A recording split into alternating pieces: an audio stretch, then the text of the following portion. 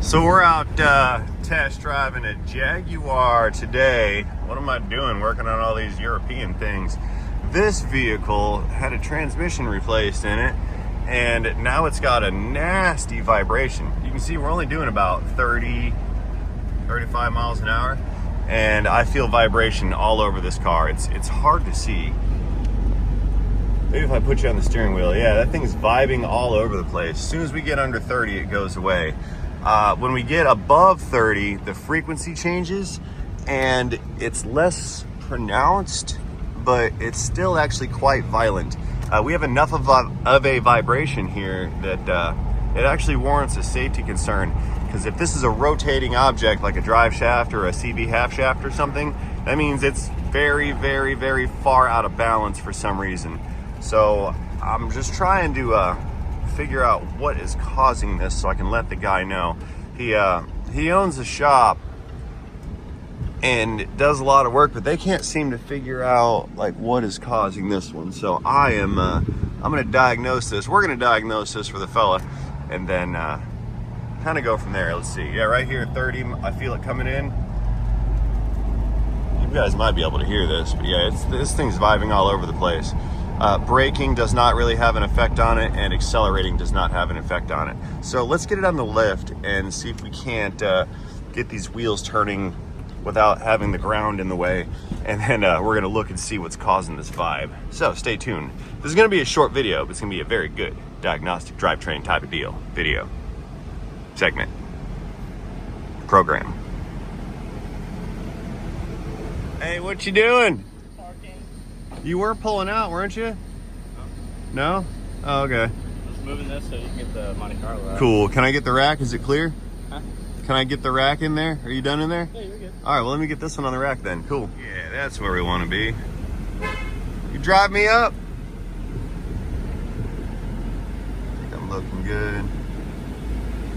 Oh, by the way, folks were saying a little bit that way. We looking good, Dave?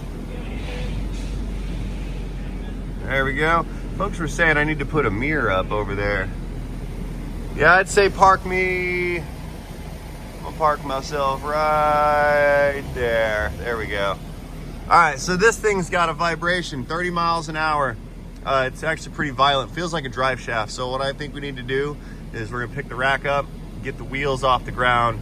I'll get you to hop in here and put it in drive and get the wheels going. And we're gonna go down there and look and see if we can see an imbalance or figure out if we can hear where the sound is coming from. Sound good? Cool. Oh yeah, anyway, you guys were saying I should put a big mirror up over there so I can see the ramp and just drive up by myself. That's not really how we do that. See, there's like a safety protocol involved with bringing your car onto the rack.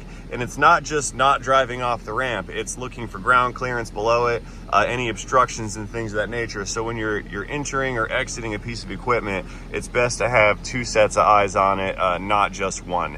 So if I'm operating the vehicle, I don't want to rely on the mirror to make sure I'm doing a good job, because that's how mistakes can get made. Plus, what happens is complacency will set in and you get used to ramping yourself up and down on that ramp all day. I'm guilty of it myself. I just come in 20 miles an hour and just drive right up there. You get comfortable with it, and then you forget about the hazards of what you're doing, and in doing so you can get yourself in a little bit of trouble. So I would just prefer that if we adopt the older way of doing things and just use the two-person method for bringing cars in and out. That's how we're going to do it. So I do not need a mirror, and I do not want a mirror, and we're not going to get a mirror. Anyway, let's get this thing up in the air and see if we can find with the vibration. First things first, we've got, looks like a 2012, maybe a 13. It's a 2012/13 Jaguar XJ something or another. And just like that Audi that I had, Audi, however you say it, I don't know how to recall vehicle mileage on this. It seems that I manipulate the menu buttons and all it tells me is that there's some kind of a fault. Yeah, tire pressure monitor system. Yeah, I don't know. These things, I just don't know where the menu options are. Nav, phone menu, maybe that one? No. Unlock, lock, no. Yeah, I don't know what the mileage is in this car, so we're gonna have to skip that one today. Anyway, let's get on with the program here. Again, this plan is only gonna work if this Jaguar here moving on up, is going to end up being a rear wheel drive. If this is an all-wheel drive model, my plan is not going to work, because if we lift up the back wheels, then the front wheels are going to try to turn. I could lift up the front wheels too. We'll see.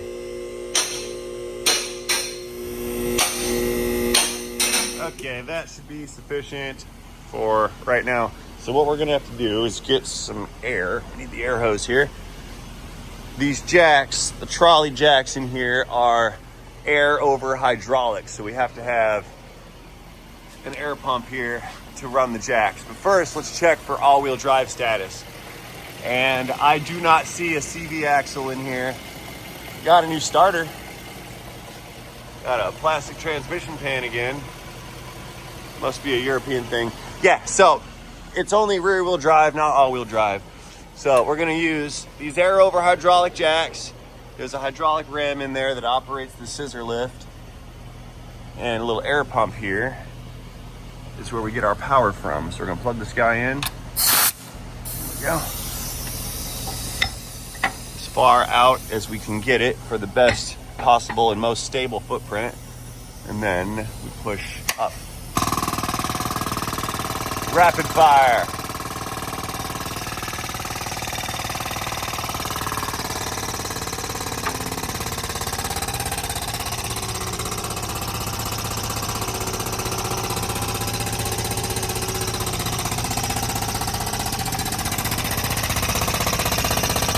There's our lock.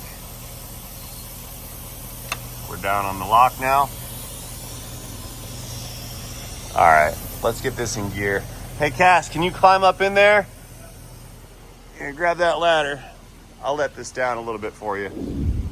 Okay, we're ready to rock and roll. Cass is up in the up inside there. Go ahead, and what I need you to do, put it in drive, please. Let off the brake. Get the speedo up to about 30 miles an hour, and you're gonna feel the vibration coming in, okay? And I'm gonna try to find it. Let's see what it does. Give us some gas.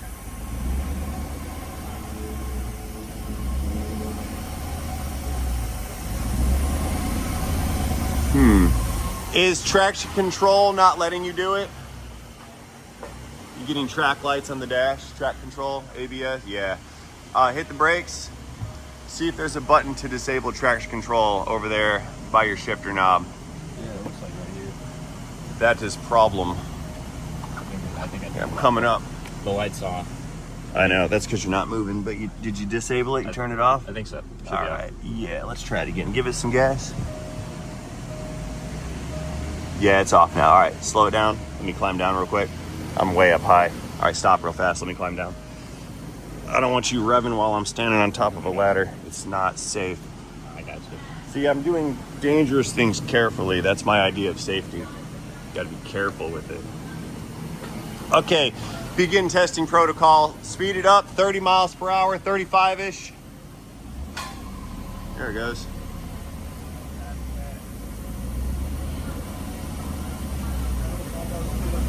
It won't go past 10, really? Kind of feather the throttle in, let it catch up, and make sure track is turned off. Which it is, it's not gonna do it.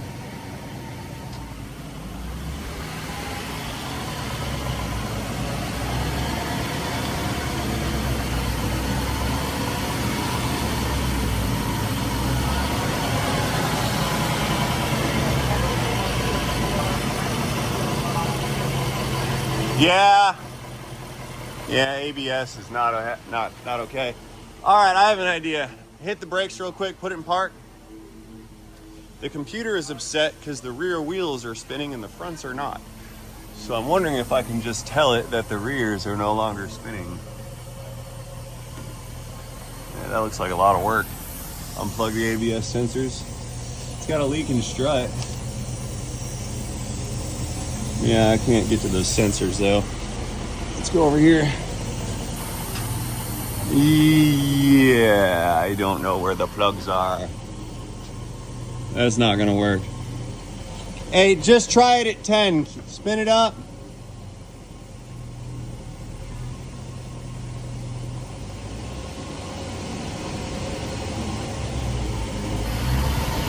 I think it's the drive shaft problem. It felt like a drive shaft problem. Go ahead and stop. Brakes. There you go.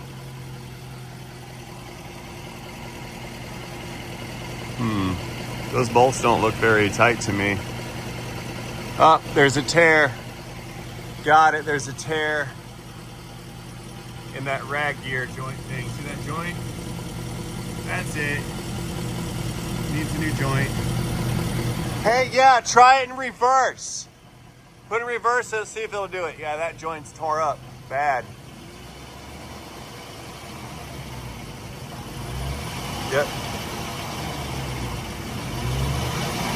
That shaft's running sideways. Put it in park. Go ahead and stop. Yeah. That thing's... All right, put it in drive, but foot on the brake. Slowly let it turn. Stop. Go, stop. Yeah, there you go. Look at that one. That's bad. Got it. All right, man, put it in park and shut it down. Hey, shut it down, will you? You're good. Let me, I'm gonna let you out of here. I'll let you down. Pump it up. So this guy needs that, that joint at the drive shaft over here. Here, fellas, hold that right there for me. We'll let this thing down.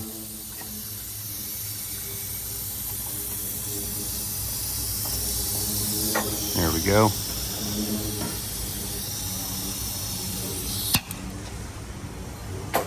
Look, you can see the machining marks for when they routed this thing out. See the little, those little circles in there? That's from the machine process of making this channel. They used an end mill for what it's worth. Okay, let's get this thing down and get my boy out of the car over there. Air pressure coming up, staying off the locks. Rib cage on the way down. Good to go. Alrighty, folks, that is a complete diagnostic. We have figured out the problem on this Jaguar XJ European unit. So I'm gonna go ahead and park it. We're gonna tell him what he needs to do to it, and that's gonna be the end of our adventure on this particular car. I realize this is somewhat of a shorter video, but a video would not be complete without the presence of the darling wife unit. There you are. Hello. We see you. Hello. Yeah, we're all done here. You made it to your mandatory appearance. We're at the tail end, but you finally made it. Thank you for being here. You're welcome. Much appreciated. Thanks for having me. Yep. Anyway, guys, we're all done here. We'll see you later. Thank you for watching. Much appreciated. Don't forget to engage the like and subscribe button at the bottom of the page before you go. And most importantly, have yourselves a fantastic day. See you guys later in a video, in a day, in a transmission.